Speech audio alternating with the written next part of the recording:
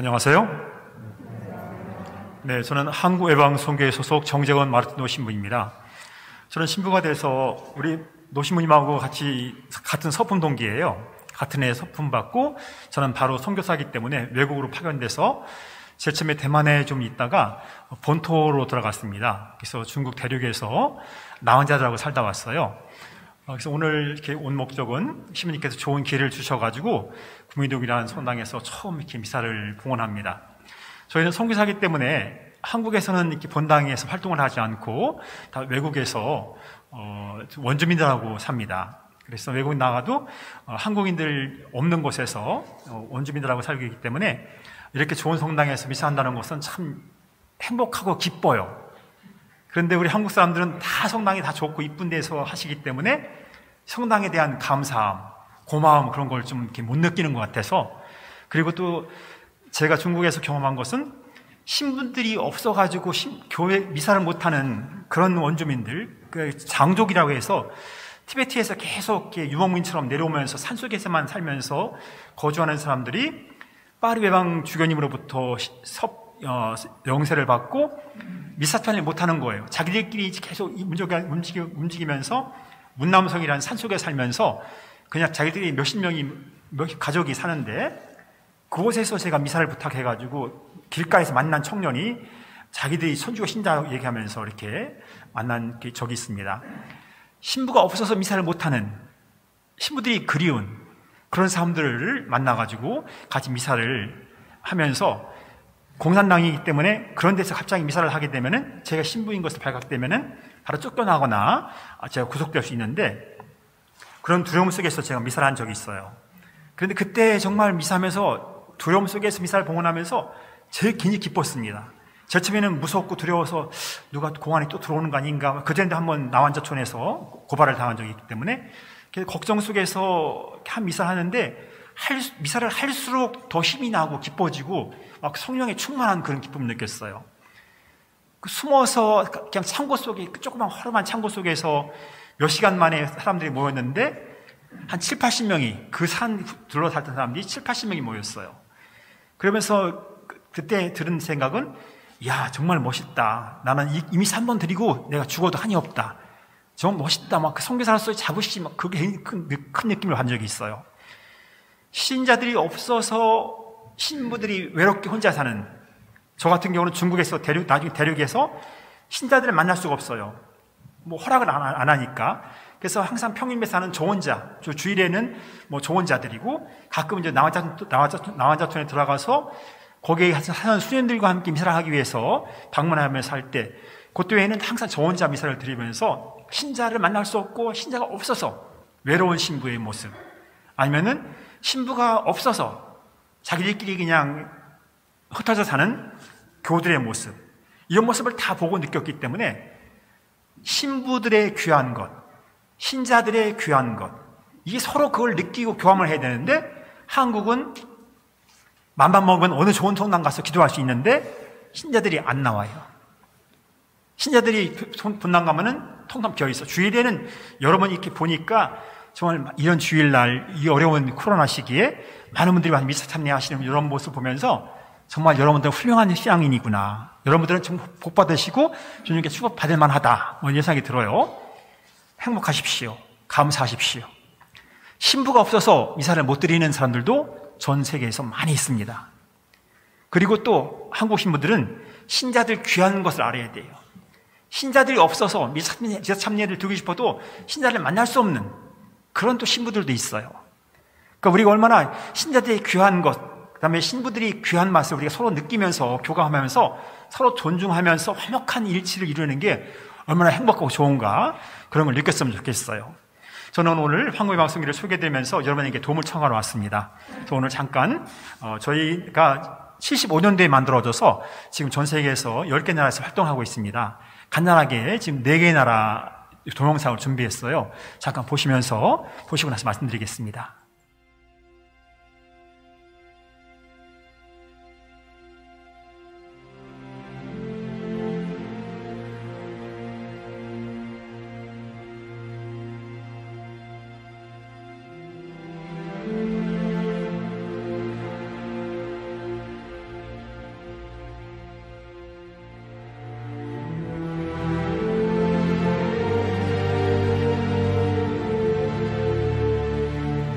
이 사진들의 공통점은 무엇일까요?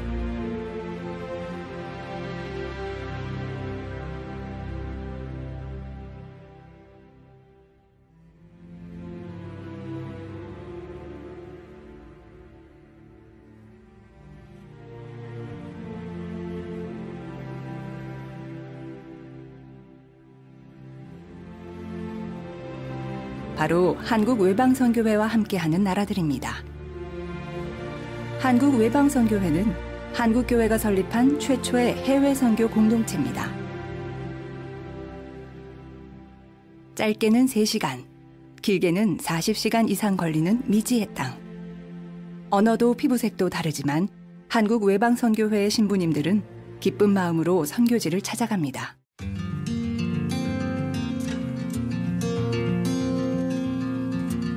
태평양 남서부의 섬나라 파푸아 뉴기니. 천여 개의 부족들이 자신들만의 고유한 전통과 다양한 언어를 간직하며 살고 있습니다. 2018년 2월, 이 아름다운 섬은 순식간에 지옥이 되었습니다. 강도 7.5의 대지진은 섬의 평화를 너무도 쉽게 앗아갔습니다. 자연 앞에 무력한 인간이지만 신부님과 주민들은 원망과 절망 대신 땅을 파고 돌을 옮기고 벽돌을 쌓았습니다. 희망의 집이 완공되던 날, 마을 사람들은 노래와 춤으로 기쁨과 감사의 기도를 올렸습니다.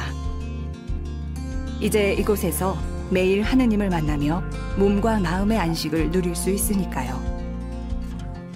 이렇게 희망의 집은 파푸아 뉴기니 사람들이 직접 쌓아 올린 진짜 희망이 되어갑니다.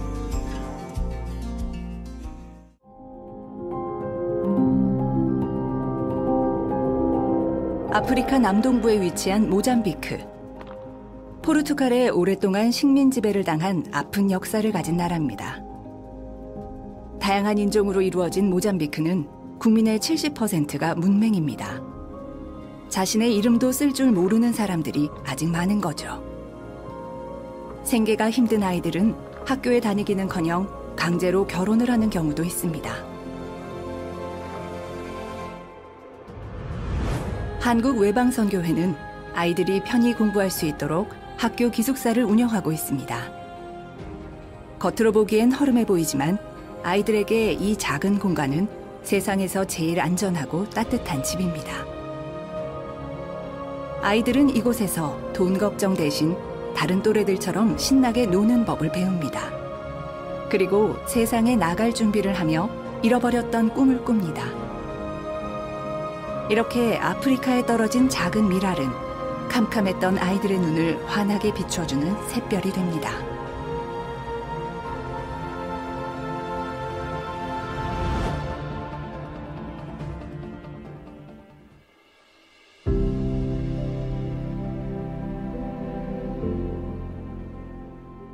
화려한 노래와 춤을 가진 축제의 나라 멕시코. 하지만 이곳에도 도움의 손길을 간절히 기다리는 사람들이 있는데요. 한국 외방선교회 신부님들이 주로 활동하는 곳은 멕시코에서도 가난한 지역으로 손꼽히는 campeche.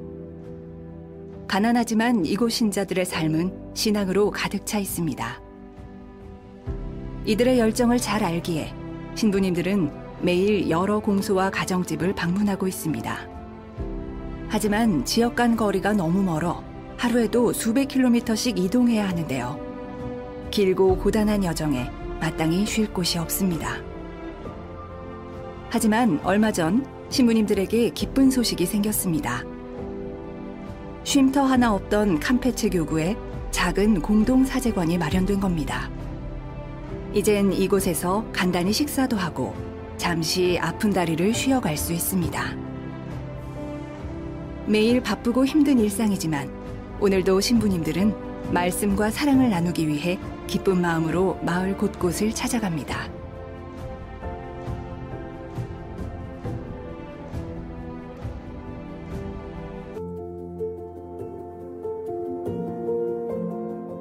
신들이 사는 물의 도시 앙코르와트. 여전히 뿌리 깊은 가난과 혼란스러운 정치적 숙제가 많지만 캄보디아는 새롭게 도약하려 합니다. 2001년 깜퐁창 교구를 시작으로 푸놈펜 교구까지 이곳에 계신 신부님들 역시 본당 사목 외에도 다양한 활동을 하고 계시는데요. 최근 심각해진 코로나로 의료 사각지대에 있는 사람들을 위해 만든 무료 진료소. 비록 얇은 비닐로 만든 초라한 모습이지만 이곳 주민들에게 없어서는 안 될 단비 같은 곳입니다. 그리고 이제 곧 진짜 병원이 생깁니다. 수만 가지 어려움이 있지만 벽돌 한 장 한 장 쌓다 보면 어느새 튼튼한 병원이 완성되겠지요. 신부님들과 주민들은 그날을 고대합니다. 한국외방선교회는 생각합니다. 당장의 무료 지원도 중요하지만 진짜 필요한 것은 스스로 설 수 있는 힘이라는 것을요. 형편이 어려운 아이들에겐 교복을, 취업을 원하는 이들에겐 오토바이 정비와 미용, 재봉 기술을 가르칩니다. 아이들은 멋진 기술자가 되어 있는 자신들의 미래를 그려봅니다. 참 행복한 상상입니다.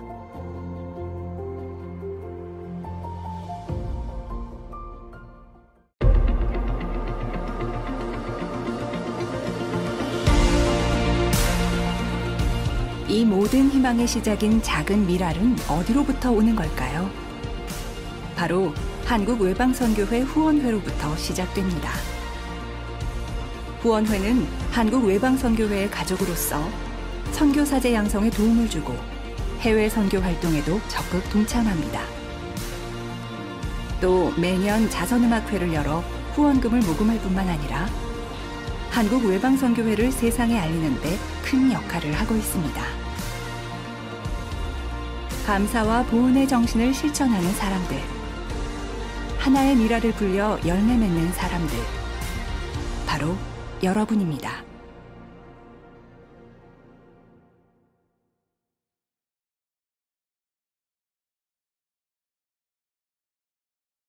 네, 짧은 동영상이지만 저희 한국외방선교회에서 최근에 활동하는 모습들입니다. 저희 한국외방선교회는 이렇게 10개 나라에서 감사와 보원의 정신, 우리가 이제 받았으니까 조선시대에 파리외방 신부님들이 처음으로 한국에 와서 10여 명의 신부님들이 목이 잘려가면서 우리나라를 위해서 도움을 주셨고요. 그들이 중국에서 활동하다가 이제 메리놀과 골롬반이 또 중국에서 활동하다가 중국이 공산화되면서 이제 북한으로 들어왔죠. 그래서 우리나라 조선시대 말에 메리놀 선교, 미국 선교회와 골롬반 선교회, 아일랜드 선교회가 한국에 들어와서 선교하다가 6.25 전쟁 이후에 골롬반과 메리놀이 이제 남한으로 내려왔습니다. 남한 내려와서 메리놀 신부님은 인천과 청주 교구를 만들었고 그렇게 활동하고 계셨고, 그 다음에 또 골롬반 선교회는 전라남도와 제주도 지역을 선교한 분들입니다. 그래서 우리나라가 한참 발전할 때 50년, 60년대, 70년대까지 한참 힘들 때 또 멕시코 과달로페 선교회가 우리나라에 들어와서 어려운 시기에 우리나라를 위해서 많이 봉사를 해주셨고, 우리나라의 경제적 발전과 아니면 정신적 발전을 큰 도움을 주신 분들이 외국 선교회들이세요. 그래서 이제 우리가 받는 교회에서 주는 교회가 된다고 생각해서 저희 창설자 주교인 최재선 주교님께서는 74년도부터 이 일을 시작하셨고, 그러나 그 당시 주교님들은 우리도 어렵고 힘들다, 우리도 신부가 없는데 무슨 선교냐 하면서 반대하셨어요. 그러다가 75년도에 가까스로 주교회가 이제 통과돼가지고 75년도에 한국외방선교회가 만들어졌고, 81년도에 한국 가톨릭에서는 처음으로 선교사를 파견한 곳이 파푸아뉴기니이고, 저희 한국 사람들이 처음으로 이제 씨앗을 뿌리게 된 거지요. 그래서 한국 사람들의 힘으로, 외국 사람들 도움 없이 온전히 한국 사람들의 힘으로 한국인들이 나가서 나누는 교회가 되기 위해서 노력해서 시작한 것이 저희 한국외방선교입니다. 지금은 10개 나라에서 저희들이 일을 하고 있고, 저 같은 경우는 98년도에 품을 받고 바로 대만에 나갔다가 중국에 들어가서 나환자대학을 살다 왔습니다. 중국에서는 저희가 다 아시다시피 공산당들이 아주 통제가 아주 심합니다. 그리고 또 중국은 그 아편전쟁이라는 그런 큰 상처 때문에 서양 세력 하면은 무조건 그들이 이제 영국에서 아편을 싣고 들어가기 때문에 앵글리칸 처치, 성공회 내지 개신교들이 많은데, 오히려 서양 세력 하면은 무조건 천주교가 앞서 있어요. 그래서 모든 기독교 하면은 천주교, 가톨릭으로 알고 있습니다. 기독이라는 말 자체는 잘 이해하시죠? 기독은 중국말로 기독이에요. 기독인데 그걸 중말로 읽으면 지두예요. 예수 지두, 예수 크라이스트, 예수 크리스토스가 이게 예수 지두예요. 중국말로 번역한 것이. 명나라 때 마테오 신부님이 중국에 들어가서 라틴어 성경과 라틴어 교회 전례를 전부 다 중국말로 번역해서 그 말을 쓰고 있는 것이 지금 우리가 쓰고 있는 말인데요. 기독교라는 말을 한국 사람들은 이해를 못해요. 기독교 하면 무조건 개신교가 기독교로 알고 있는데 기독이라는 말은 그리스도라는 뜻입니다. 그러므로 우리도 기독교예요. 기독교가 개신교는 그냥 프로테스탄트, 아니 개신교입니다. 그러면 우리가 개신교한테 너무나 이렇게 잘 이해를 못하면서 천주교는 뭐 천주당, 천주교 뭐 이렇게 생각하시는데 우리 천주교 신자들이 많이 이해를 못하고 있고 그렇기 때문에 천주교 신자들이 교회한테 질질 끌려다니는, 그래서 현찮은 천주교 신자들이 그냥 엉뚱한 교회에 가서 지금 왔다 갔다 하고 있는 걸 보게 되면 안타까워요. 천주교, 가톨릭이라는 자부심, 확신을 가지면서 우리 신앙을 제대로 알으셔야 됩니다.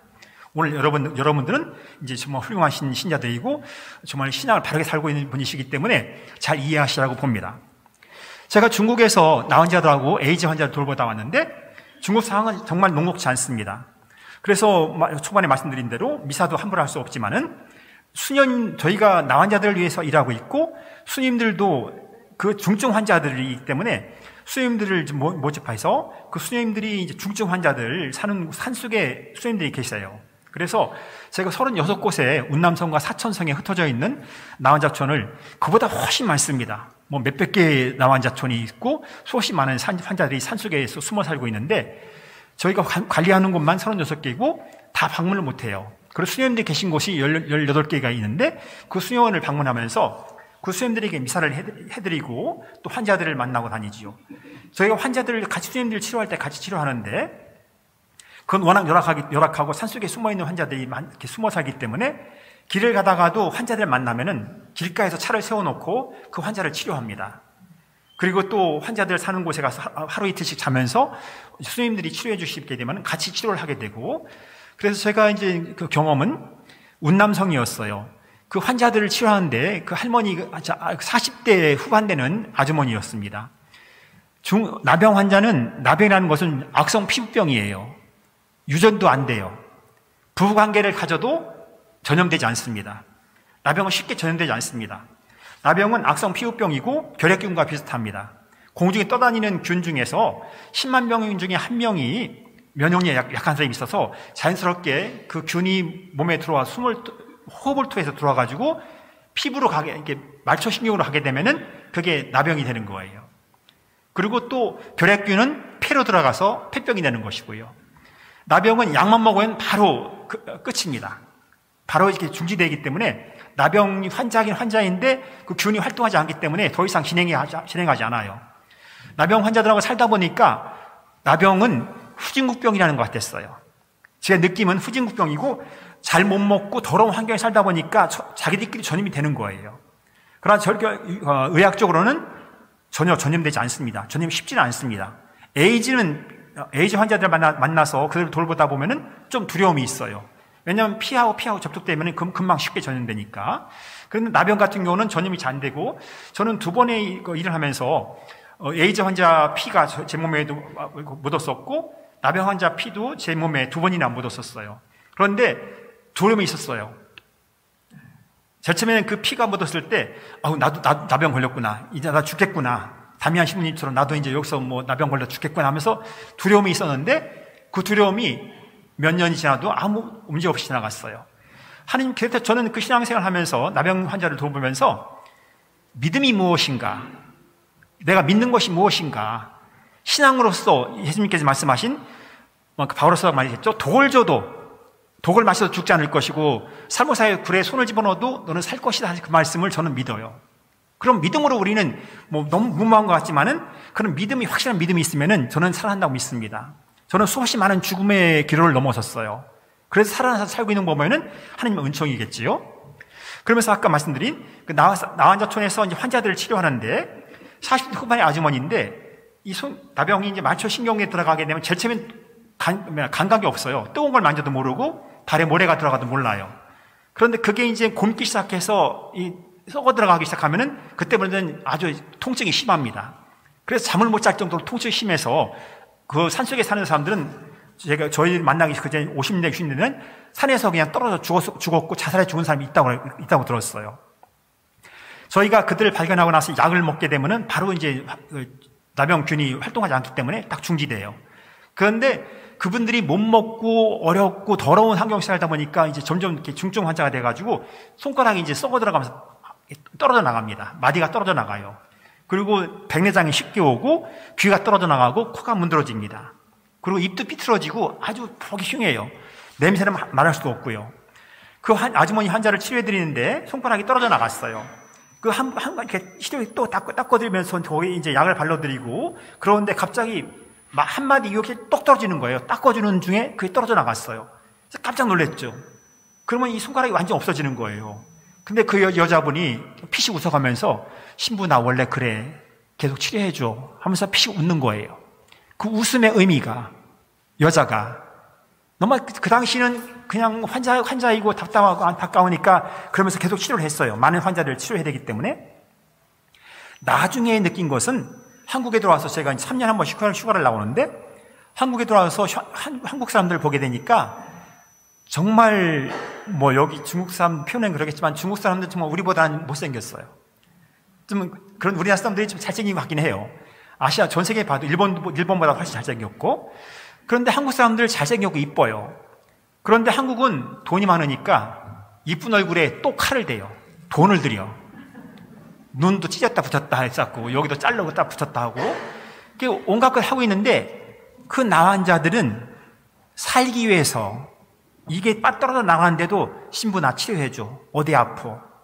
만날 때마다 신부 어디 아파. 어디가 안 좋아. 다음에 올 때 뭘 사다 줘. 항상 그런 부탁이에요. 그들은 살기 위해서 그렇게 합니다. 근데 우리 한국 사람들은 다 잘 살고 있어요. 제가 2000년대 초에 중국에 있으면서 한국에서 신문을 가끔 보게 되면은 수없이 많은 사람이 자살해 죽는다는 게 나오는 거예요. 자살률이 너무 높다. 제가 만나는 사람들은 남 환자들이고 에이즈 환자들이에요. 죽어가는 사람들이에요. 사형성 받은 사람들이에요. 그런 사람들은 살고 싶어가지고 제가 들어가면 신부 어디가 아프고 다음에 올 때 뭘 사다 줘, 장갑 사다 줘, 양말 사다 줘, 빵모자 사다 줘, 이렇게 하는데 그 말들을 그들은 그렇게 얘기하는데 한국 사람들은 먹고 살만해요. 내가 좀 노력만 하게 되면 상대적인 빈곤, 상대적인 박탈감의 문제이지 우리 살만합니다. 조금 노력하면 살 수 있어요. 그런데 우리 한국 사람들은 그 상대적인 박탈감과 상대적인 빈곤감 때문에 스스로 목숨을 끊고 함께 죽는 거예요. 저는 2000년대 그 뉴스를 보면서 많이 속이 상했어요. 화가 났어요. 대체 왜 그럴까? 이들은 죽어가는 사람들인데도 살고 싶어가지고 저를 만나면 신부 뭘 따라줘, 뭘 해다 줘, 어디가 아파, 뭘 약 좀 사와, 그런 부탁을 하는데 한국 사람들은 전혀 그런 상태도 아니고 잘생겼고 잘났고 한데 그 상대적인 박탈감, 상대적인 빈곤감 때문에 스스로 죽어야 되는 그런 결정하는 것이 너무나 화가 나고 속이 상했어요. 저는 그런 모습을 보면서 우리 한국 사람들이 정말 감사할 줄 모른다. 행복이 있는데 행복을 찾을 줄 모른다. 그래서 우리 신부들이, 우리 신앙인들이 좀 더 열심히 살아야겠구나 그런 생각을 많이 했습니다. 여러분들 감사하십시오. 행복하십시오. 제가 산속에서 만났던 아까 말씀드린 청년, 산속에서 이쪽 산에서 이쪽 운남성에서 여기에서 다른 다목적까지 가려면은 5시간, 6시간 차를 산쪽으로 달려가야 돼요. 저는 가면서 항상 사람들 만나면 참 태우려고 그래요. 근데 저는 중국에서 우리나라도 그런 게 종종 있다고 하지만은 인신매매, 장기 빼가기 위해서 젊은 사람들을 갖다가 잡아가다 장기 빼고 시체를 버립니다. 한 마을의 부족에서 열 몇 명이 없어졌어요. 다 어떻게 되는지 몰라요. 못 찾아요. 저는 그런 걸 봤어요. 그렇게 죽어가는 젊은 청년을 누워있는 걸 봤어요. 이런 얘기하면 좀 길어지니까 그런데 저는 그 장기 빼간 그 청년, 죽은 청년, 잘생긴 청년을 봤기 때문에 그걸 보면서 저는 끔찍했고 무서웠어요. 그런데도 그런 일이 쉽게 진행되고 있죠. 그런데 저는 그 청년을 만나서 산속으로 이렇게 가는데 청년이 있길래 태웠어요. 그런데 많은 사람들이 잘 안 타요. 무서워서. 갖다 팔아먹을까봐. 그런데 그 청년은 이제 탔어요. 타가지고 이제 몇 시간을 달려가고 있는데 저는 거기서 제가 신부다 그런 얘기를 하지 않습니다. 그런데 좀 오늘 비디오에서 이런 얘기 시킨다고 그러는데 좀 걱정은 되는데, 왜냐면 이게 이런 거 이야기가 중국에 또 들어가게 되면은 제가 또 중국 못 돌아가고 좀 이렇게 문제가 되긴 돼요. 걱정은 되는데, 하여튼 그 청년을 하고 가다가 그 청년이 자기들이 이야기하면서 자기가 천주교 신자라는 말이 어떻게 나왔어요. 제가 신부를 안 입고 다닙니다. 입어도 잘 모르고 얘기해줘도 몰라요. 그런데 그 청년이 그 얘기하기 때문에 제가 신부라고 말을 할까 말까 계속 망설이다가 계속 몇 시간 타고 가니까 제가 얘기했어요. 나도 내가 신부다 그랬더니 깜짝 놀라는 거예요. 너 진짜 신부냐? 나 신부다. 가톨릭 신부다. 그러니까 자기가 자기 동네에 그 산속에 사는 사람들이 이렇게 많이 있다. 근데 미사를 가고 못하고 있고 굉장히 어려운 상황이다. 미사 좀 해달라 그러는 거예요. 그런데 아까도 말씀드렸지만은 잘못하면은 제가 잡혀갈 수 있거든요. 그래서 굉장히 고민했어요. 나 하나 때문에 우리 전체가 다 피해를 볼 수 있고 쫓겨날 수도 있고 아니면 저도 또 위험할 수 있고 그런데 제가 한참 고민 중에 있다가 그래 가자 해서 갔습니다. 가는데 그날이 마침 그때가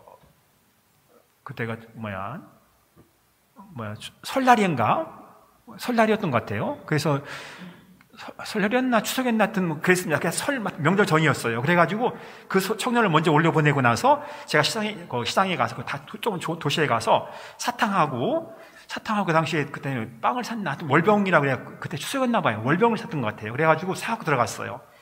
그 몇 시간 사이입니다. 그 청년 먼저 올려보내고 제가 선물 사가지고 올라갔어요. 그 몇 시간 사이에 그 산 전체에 흩어졌던 사람들에게 연락이 돼가지고 저녁 한 6시쯤 미사한 것 같은데 어스름하게 추워지는 그 시간에 사람들이 한 7, 80명 모인 거예요. 그 짧은 시간에 미사하고 싶어서 미사도 못했던 사람들이에요. 신부도 보기 힘든 사람들이에요. 거기 모여가지고 제가 미사하면서 제 지금 불안했지만은 미사하면서 올라오는 그 기쁨과 희열, 이 기쁨은 어디서 오는 것일까? 두려움은 없어지면서 기쁨과 희열이 오고 그래 나 미사 이거 한 번만 드리고 죽어 좋다. 그러면서 막 자신감이 생기는 거예요. 미사를 끝나고 나는데 어떤 할머니가 막 쫓아나와요. 그 창고 같은 허름한 곳에서 우리나라 전기 여러분들 어르신들 기억할 것 같아요. 우리나라 60년대 70년대 5촉짜리 10촉짜리 백열전구 켜 있지 않습니까? 그거 켜놓고 미사했어요. 잘 안 보여요. 그래가지고 덤덤 전부 다 중국 말이니까 덤덤 읽고 그렇게 해서 미사 끝났는데 그 할머니가 한 번 오시더니 저한테 손을 붙잡고서는 저를 끌더니 제 얼굴에 몸을 비비고 뽀뽀라고 그런 거예요. 제가 깜짝 놀랐어요. 그런 경우가 많지 않기 때문에. 그래서 손을 빼려고 했는데 진정 그 할머니가 손을 붙잡고 너무나 눈물을 흘리면서 제 손에다가 비벼가면서 네가 진짜 신부냐? 나 신부 본 지가 몇 년인지 모른다. 내가 어렸을 때 파리강 주교님한테 내가 영사를 받았고 내 신부를 이렇게 보고 오랜만이다. 그러면서 막 눈물을 흘리면서 저한테 무릎 꿇고서 이 젊은 신부한테 무릎 꿇고 와 그러시는데 제가 정말 감동하고 저도 같이 눈물이 나오더라고요. 이런 믿음. 정말 신부가 귀해가지고 보지 못해서 신부가 만나니까 넘어져 몇십 년 만나 신부가 좋아가지고 그 신부한테 자기 신앙 고백하면서 무릎 꿇고 눈물 흘리는 그 할머니의 그 믿음. 이런 믿음은 지금 우리가 어디서 볼 수 있을까? 그러면서 한국에 오니까 한국은 정말 성당도 이쁘고 추우면은 히터도 틀고 에어컨 틀고 편하게 기도할 수 있는 곳이 많은데도 한국 사람들은 미사에 안 나와요. 아침 미사에 신부가 미사하고 있는데도 신자들이 없어요. 미사할 수 있는 분위기가 충분히 있고 신부들도 많고 언제든지 할 수 있는 분위기가 있는데 안 나오고 하고 싶어서 하는 사람들은 성당이 없고 신부가 없어서 미사를 못해요. 이게 무슨 모순인가? 하나님은 과연 어디에서 뭘 하시는가? 이런 걸 보면서 정말 우리가 한국 사람들이 정말 감사하셔야 됩니다. 감사하시고 행복한 걸 많이 느끼시면서 하나님께 행복하게 살겠다고 항상 다짐하시면서 기쁘게 사십시오. 수없이 많은 선교사들 되겠지만은 정말 우리 한국에서처럼 행복한 선교사 생활, 한국에서처럼 행복한 신앙생활 하는 게 드뭅니다. 전 세계 돌아다녀서 봐도 우리 한국처럼 편안하고 좋은 나라가 없어요. 여러분 행복하게 신앙생활을 하시고 감사하며 신앙생활을 하십시오. 그러면서 저희 신부들이 지금 10개 나라에서 대부분 어려운 나라에 가고 있고 또 어려운 그 나라에서도 가장 어려운 나라를 찾아가요. 멕시코 캄페체교구 제일 어려운 나라에 가고 있고요. 또 모잠비크도 또 굉장히 어려운 교육에 찾아가서 한 개 본당이 충청남도 크기만 해요. 그래도 공소가 작은 데는 60개, 큰 데는 120, 30개가 돼요. 그런 데를 신부가 차를 다니면서 계속 다녀야 되는 거예요. 그런 데서 우리 신부들이 가서 활동하고 있는데 그들이 우리를 만나면서 기쁨을 느끼는 겁니다. 나 환자들, 죽어가는 사람들이 저를 보면은 기뻐가지고 눈물을 흘리면서 가까워지니까 자기 속 이야기를 하는 거예요. 할아버지, 할머니들 옛날 얘기하면서 쭉 하면서 신앙 이야기도 얘기하면서 자기 어렸던 이야기 하는 겁니다. 그들의 말을 들어주고 같이 한다는 자체가 얼굴도 모르는 사람들이고 말도 틀린 사람들이고 전혀 우리 사람이 아니에요. 그런데도 하느님 때문에, 예수 그리스도 때문에 저는 그들과 함께 있었을 있고 그들과 함께 하면서 기쁨이 있었던 것입니다. 이런 기쁨은 어디서 오는 것일까? 여러분이 믿고 있는 예수 그리스도, 아버지 하나님 때문에 이런 기쁨이 있는 것이에요. 그런 기쁨을 맛보려고 여러분이 자꾸 노력하시면서 마음을 열어놓고 하나님을 만날 때 하나님은, 예수 그리스도는 우리 함께 계시면서 우리에게 진정 기쁨과 평화를 주십니다. 그런 신앙의 기쁨과 하나님 체험을 마음은 하시는 말이지만은 노력하시고 느껴보시려면은 그 기도 속에서 주님께서 오셔요. 만날 수 있습니다. 그런 만남의 기쁨, 신앙의 신비, 그 체험을 우리가 좀 하기를 바라면서 그 신앙의 체험의 기회를 좀 드리고 싶어요. 저는 한국외방성교회 신부이고 우리 한국외방성교회는 후원회원들의 후원 회비만 가지고 움직입니다. 그리고 한국인들의 후원 회비를 가지고 저희들이 나가서 외국에서 그렇게 기쁜 일을 하고 있어요. 그래서 여러분 주보에 보면은 후원의 용지가 들어 있습니다. 그 후원의 용지에 10,000원, 20,000원, 30,000원 편한 대로 부담 없이 써주십시오. 이름 써주시고 세례명 써주시고, 그러면 세례명 축하해 항상 감사 또 이렇게 축하 카드 보내드릴 거고요. 그러면서 또 주민등록번호하고 예금 계좌번호 써주시면은 세금 공제 받을 수 있어요. 그래서 주민등록번호 꼭 써주시고 주소 써주시고, 그러면서 뒤에 신상 뭐라고 하나요?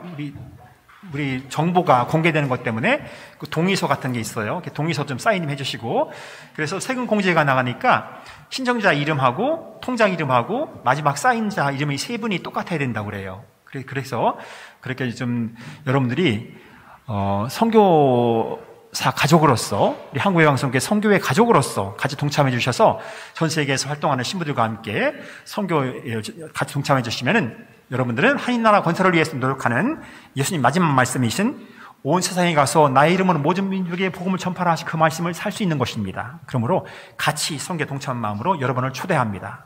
많은 부탁드립니다. 아멘.